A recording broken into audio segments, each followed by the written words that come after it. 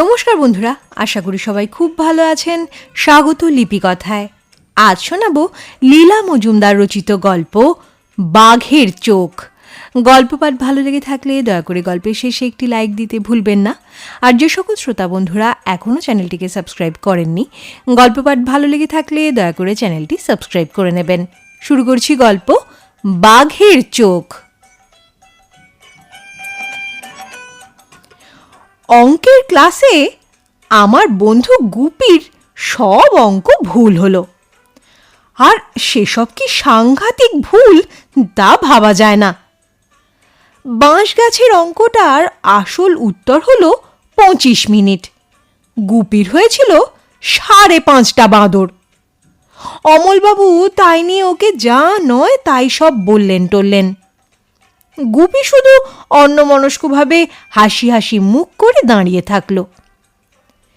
টিফিনের সময় আমাকে বলল, এই ঝাল মটর খাবি? আমি একটু অবাক হচ্ছি দেখে কাষ্ঠ এসে বলল, দেখ, আসল জিনিসের সন্ধান আমি পেয়ে গেছি। ওসব তুচ্ছ কথায় আমার আর কিছু এসে যায় না। এই বলে পকেট থেকে কাগজে মোড়া একটা ছোট্ট জিনিস বের করলো। পুরো ময়লা কাগজে মোড়া, রাংতা দিয়ে জড়ানো একটা গুলি মতন। বললে, কি দেখছিস কি? কাগজটা একবার পড়ে দেখ। লাল কালি দিয়ে খুব খারাপ হাতের লেখা। অনেক কষ্টে পড়লাম। অন্ধকারে চোখে দেখার অব্যর্থ প্রকরণ। তারপর গিজি গিজি করে আরো কত যে কি লেখা তার মাথামুন্ডু কিছুই বুঝে উঠতে পারলাম না। গুপি গুলিটাকে আবার কাগজে মুড়ে যত্ন করে বুক পকেটে রাখলো। বললাম, কি ওটা? কি ওটা চট করে কি আর বলা যায়, তবে সম্ভবত বাঘের চোখের মণি। সে কি, তোমার না বেড়াল দেখলে গায়ের লোম খাঁড়া হয়ে যায়, ওয়াক আসে? বাঘের চোখের মণি দিয়ে তুমি কি করবে? গুপি দীর্ঘ নিঃশ্বাস ছেড়ে বললে, কাকে কি যে বলি।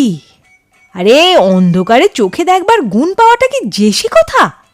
পারে সবাই ইচ্ছে মতো জন্তু জানোয়ার হয়ে যেতে? আমি তো অবাক। আমার ছোট দাদু কানের মধ্যে কিসব গান বাজনা ঝগড়াঝাটি শুনতে পেতেন, তারপর অনেক ওষুধ টষুধ করে তবে সারল। এও সেই নাকি? গুপি রেগে গেল, বললে, শোন, তবে বড়দিনে ছুটিতে মামাবাড়ি গেছলুম, জানিস তো। প্রত্যেক বছরই শীতকালে মামাবাড়ির সামনের মাঠে 3 দিন ধরে মেলা বসে। সে কি বিরাট মেলা, বাপরে বাপ! দেখলে তোর মুন্ডু ঘুরে যেত। কি থাকে না ওই মেলায়! সিনেমা, সার্কাস, হিমালয়ের দৃশ্যের সামনে চারানা দিয়ে ফটো তোলা, দুমুখো সাপ, যাত্রা গান, কুস্তির আখড়া, বাউল নাচ, দোকানপাট, তেলে ভাজা, হাত দেখানো গণক ঠাকুর, কিচ্ছু বাকি থাকে না। পাড়ার লোকে 7 দিন 2 চোখের পাতা এক করতে পারে না। 2 দিন আগে থাকতেই গরুর গাড়ির ক্যাঁচ কুঁচ, গাড়োয়ানদের ঝগড়া, ভিজে ঘুটের ধোয়া আর অষ্টপ্রহর ছাউনি তলায় ঠুকঠাক। মেলার 3 দিন তো গান বাজনা হই হুল্লোড়ে কারো ঘুমোতে ইচ্ছেও করে না। তারপর 2 দিন ধরে ভাঙা হাটে সস্তা দরে জিনিস কেনার সে কি হট্টগোল। তারপর যে যার গরুর গাড়ি বোঝাই করে চলে যায়। মাঠের মধ্যে পড়ে থাকে কতগুলো উনুন তৈরির পোড়া পাথর, খুঁটি পোতার গর্ত, ভাঙা খুঁড়ি আর ছেঁড়া চাটাই।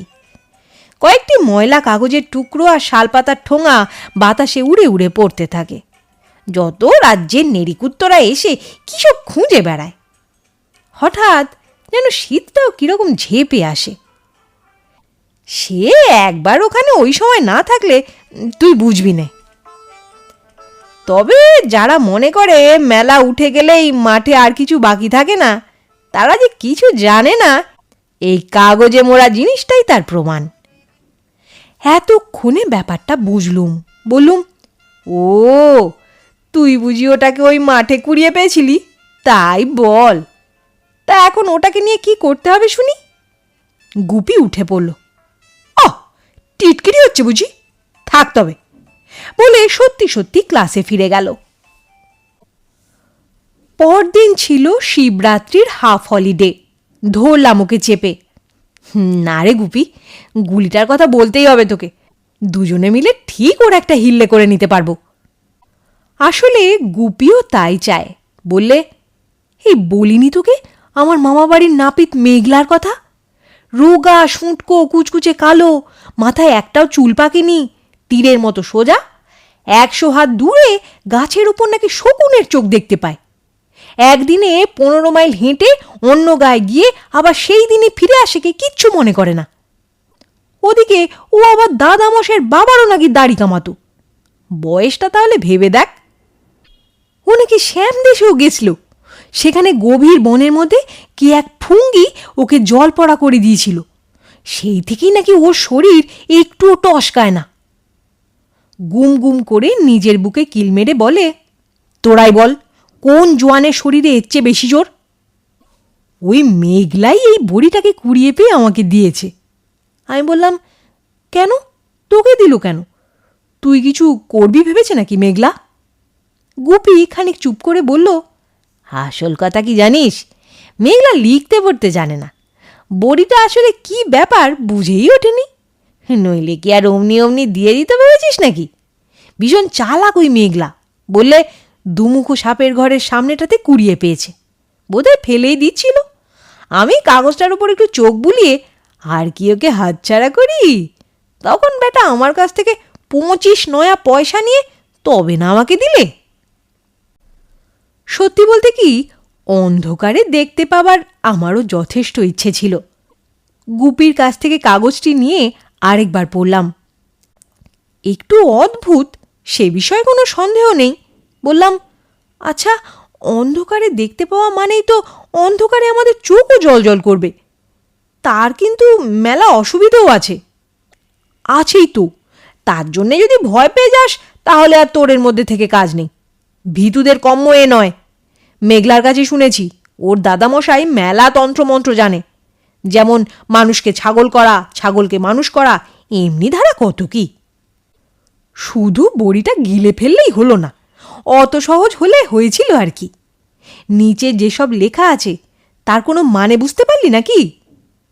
মনে হলো হয়তো সংকেত লেখা হবেও, বা কিসব সংখ্যা টঙ্কার লেখা। গোড়াটা এই ধরনের, 3 উ 1 জো শো 100 2 উ, মাঝে মাঝে তারা চিহ্ন দেওয়া। শুনেছি লন্ডনের বিখ্যাত স্কটল্যান্ড ইয়ার্ডের এইসব গোপন সংকেত পড়বার জন্য মাইনে করা লোক থাকে। তবু একবার চেষ্টা করে দেখলে ক্ষতি কি? তা বড়িটা গুপে কিছুতেই দেবে না। শেষ পর্যন্ত বড়ি রইল ওর কাছে, কাগজ থেকে লেখাটুকু টুকে নিলাম। গুপি বারবার আমাকে সাবধান করে দিতে লাগলো, এই যা তা একটা কিছু করে বসিস না যেন। মেঘলার কাছে শুনেছি ওরই এক মামা এক সাধুর সঙ্গে ভাব করে অন্ধকারে দেখার ওষুধ নিয়েছিল, কিন্তু পয়সা না দিয়েই পালিয়েছিল। তারপর থেকে মামা নিখোঁজ, কিন্তু ওদের বাড়ির চারপাশে রোজ রাতে একটা বিরাট প্যাঁচাকে উড়ে বেড়াতে দেখা যায়। বড়িটা তাই আমার কাছেই রাখলাম। অনেক মাথা ঘাটালাম লেখাটা নিয়ে। আমার পিস্তুত ভাই মাকুদা কবিতা টবিতা লেখে, তাই নিয়ে প্রায় বকুনি টকুনিও খায়। ওর কাছে বুদ্ধি নিতে গেলাম। অবশ্যই বড়ি ইত্যাদির কথা একেবারেই চেপে গেলাম। বললাম, এগুলো একটা ওষুধের অনুপাত, কিন্তু সংকেতে লেখা। মাকুদা খুব মাথা টাথা নেড়ে খানিক ভেবে বলল, এ তো খুব সোজা, দে তো একটু কাগজ পেন্সিল দে। তারপর কাগজে লিখল 3টে ডট, 1 জোড়া সোনার চেন, একটা সোডা ওয়াটার, 2টো উল্লুক, এইসব লাগবে আর কি। তারপর পেন্সিলটা পকেটে পুরে মাকুদা উঠে পড়ে বলল, ওই পেন্সিলটা নাকি ওর, অনেক দিন থেকেই পাচ্ছে না, অথচ আমি দস্তুর মতো বসবার ঘর থেকে ওটাকে কুড়িয়ে পেয়েছিলাম।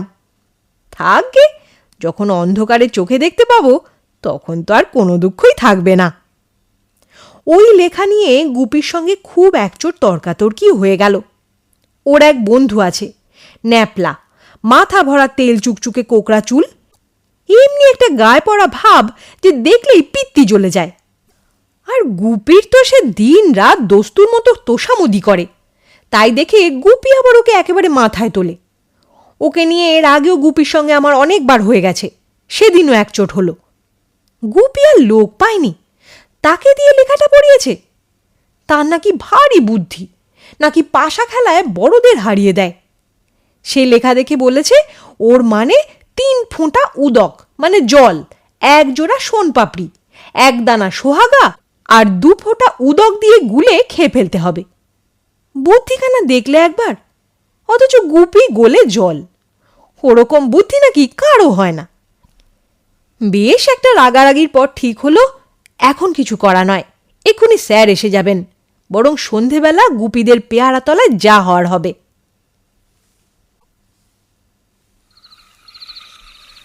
সন্ধেবেলায় গিয়ে দেখি পেয়ারাতলা ভোঁভা। জায়গাটা দস্তুর মতো নির্জন, পুরনো কালের বাগান, ঝোপঝাড়ে ভর্তি। দেখতে দেখতে অন্ধকার ঘনিয়ে এলো। দূর থেকে রাস্তার শব্দ শুনতে পাচ্ছিলাম, আবার কাছ থেকে বাগানের মধ্যে নানা রকম অদ্ভুত শব্দ হচ্ছিল। কে যেন সাবধানে হেঁটে বেড়াচ্ছে। লুকিয়ে থেকে নিঃশ্বাস চাপতে চেষ্টা করছি, বুক ঢিপ ঢিপ করতে লাগলো। ভয়ে ভয়ে এদিক ওদিক তাকাতে লাগলাম। গুপির কিছু হয়টয়নি তো? ওর কাছে তো লেখাটাও ছিল, বড়িও ছিল। যদি ওই ন্যাপলাটার বুদ্ধি নিয়ে বড়ি গিলে বসে থাকে। হঠাৎ আমার গায়ের রক্ত হিম হয়ে গেল। চেয়ে দেখি দূরের রঙ্গন ঝোপের মধ্যে থেকে একজোড়া সবুজ চোখ আমার দিকে এক দৃষ্টে চেয়ে আছে। মাটি থেকে 2 হাত উঁচুতে হবে। কি আর বলবো, হাত পা পেটে সেঁধিয়ে গেল। যাই হোক, গুপির যত দোষী থাকুক, পুরনো বন্ধু তো বটে।